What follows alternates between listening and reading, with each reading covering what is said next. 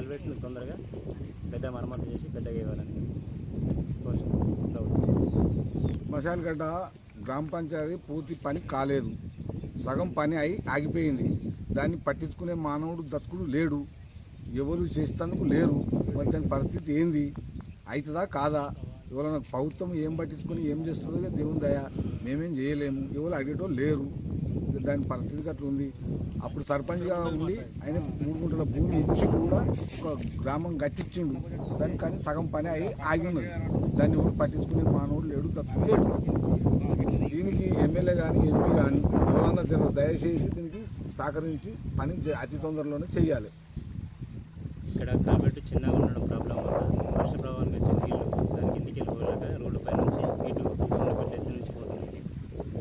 దానివల్ల ఇక్కడ పంట పొలాలు 10 ఎకరాల వరకు నష్టపోతుంది రైతులు.